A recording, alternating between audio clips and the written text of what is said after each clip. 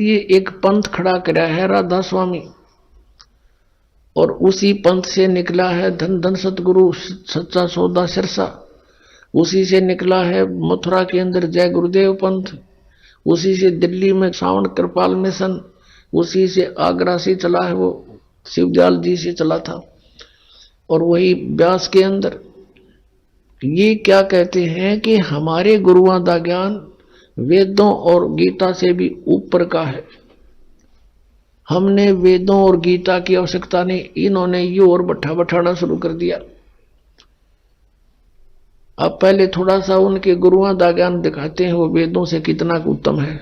एक पुस्तक है सारवचन राधा स्वामी वार्तिक, और ये लगभग 150 वर्ष पहले की बोली हुई वाणी है। इन्होंने लिख रखा पहले से ही अमृत वचन समझ के, और आज तक ये राधा स्वामी में इतना लाखों करोड़ों की संख्या में अनुयायी वहां बैठे हैं बेचारे। उनको इन्होंने समझ में नहीं आई यो गुग्गू बोलने के था, यो शिवदयाल जी के वचन सुनाया करता। देखो अब दिखाते हैं आपको। ये है सारवचन राधा स्वामी वार्तिक, एक पुस्तक है।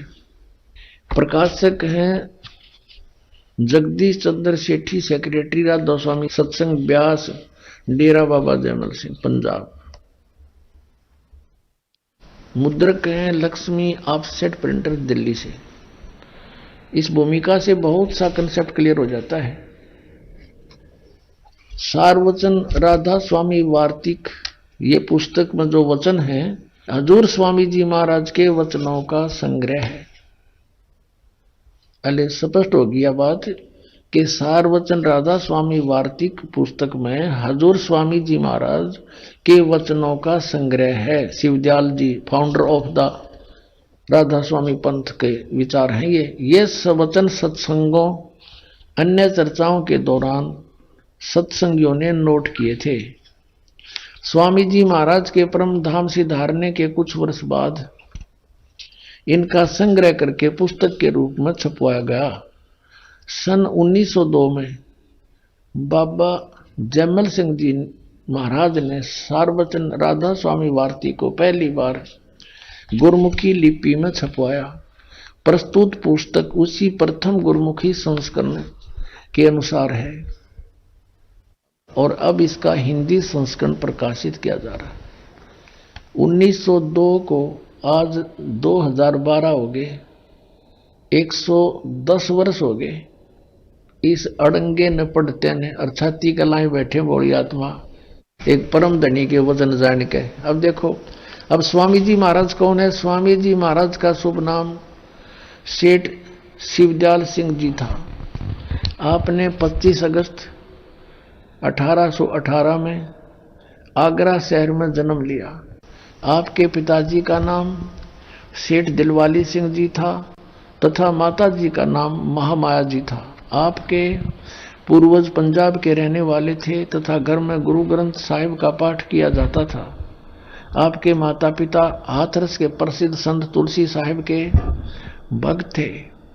स्वामी जी महाराज ने भी तुलसी साहिब की काफी संगति की थी। शिवदयाल जी ने भी उस हाथरस वाले प्रसिद्ध संत तुलसी साहिब की बहुत सी बातें ज्ञान सुना था। स्वामी जी महाराज ने तुलसी साहिब की काफी संगत की थी। बचपन से ही स्वामी जी महाराज का रुझान अध्यात्म की ओर था। आपने एक कमरे में बैठकर 17 वर्ष सुरत शब्द योग का अभ्यास किया। ये 8 योग डले डोए, इसका रिजल्ट क्या है? और सन 1861 में बसंत पंचमी के दिन खुले तौर पर आम सत्संग और सुरत शब्द योग का उपदेश शुरू किया। 18 साल तक एक कोठड़ी में बैठकर डड़े डोके साधना करके और के सत्संग शुरू किया, वो दिखाते हैं आपको। ये वचन बोले फिर उन 18 साल की साधना के बाद। ये है सारवचन वार्तिक, ये वचन दफा 1। अब दफा 1 में हम यहां पर डांगे। ये शिवदयाल जी के अमृत वचन आपको सुना रहे हैं, राधा स्वामी पंथ के प्रवर्तक के। सिर्फ काम इतना है कि इंसान यानी मनुष्य अपनी सूरत यानी रूह को उसके खजाने और निकास यानी मुकाम सतनाम और राधा स्वामी में पहुंचावे आगे लिखा है। अब मुकाम स्थान, मुकाम माने स्थान।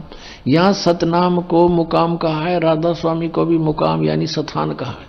पहुंचावे 14 पृष्ठ पे। अब नीचे देखो तीसरा वचन शिवदयाल जी का। जितने आचार्य और महात्मा और अवतार और पैगंबर हर एक मजहब में हुए, वे सब अपने अभ्यास के जोर से अंतर में तरफ मुकाम स्थान असली के चले, और सिर्फ संत मंजिल पांचवी मंजिल माने पांचवी मंजिल यानी सतनाम पर। अब मंजिल का अर्थ क्या हो गया, ये देखो इन्हीं के शब्दों में। मंजिल माने स्थान। अब यहाँ संत सिर्फ मंजिल पांचवी मंजिल यानी पांचवें स्थान सतनाम पर, और कोई बिरले संत मंजिल आठवीं यानी राधा स्वामी पद तक पहुंचे। यहाँ दोनों सतनाम और राधा स्वामी स्थान सिद्ध हो गए, स्थान मंजिल। अब यहाँ 15 पर देखना, वचन नंबर 4 में तक कमाल कर दिया, रिकॉर्ड तोड़ दिया। सार वचन वार्तिक भाग 1 है ये। अब चौथे वचन देखिए उनका। अब समझना चाहिए राधा स्वामी पद सबसे ऊंचा मुकाम है, स्थान है, और यही नाम कुल मालिक और सच्चे साहिब और सच्चे खुदा का है। इस मुकाम से यानी राधा स्वामी स्थान से, इस मुकाम से 2 स्थान नीचे सतनाम का मुकाम है। इनके देखियो रे, और तेरा गजब भैया। वहां सतनाम को स्थान सिद्ध किया इन्होंने, तो कहते हैं स्थान का स्थान है, मुकाम माने स्थान, स्थान का स्थान है। बालक भी ना बोल रहा ये वचन, जिनके परम धनी बोल रहा है। और मुकाम है कि जिसको इस सतनाम को फाइन किया है, परिभाषित किया है संतों ने। आगे परिभाषित करता हुआ कहता है कि संतों ने अपनी अज्ञानता को और संतों के साथ मिला रहा है। किसी संत ने ऐसा नहीं लिखा जैसा इसने बोला है। सतनाम का मुकाम, और जिसको इस सतनाम को आगे डिफाइन किया, परिभाषित किया कि संतों ने सतलोक को, इस सतनाम को सतलोक, सचखंड और सार शब्द, सतशब्द और सतनाम और सतपुरुष करके बयान किया है। पुण्यात्मों, जब तक हमें ज्ञान नहीं था तो हमें ये नकली संत इसे दिखाई दिया करते जैसे परमात्मा से मिल चुके होंगे। जिस व्यक्ति ने मालूम ये सतनाम है क्या, कहीं तो इसको कहते सतपुरुष भी सतनाम, सार नाम भी सतनाम, सार शब्द भी सतनाम, और सतलोक भी सतनाम, सतपुरुष भी सतनाम, और सतनाम भी सतनाम, और सतनाम स्थान।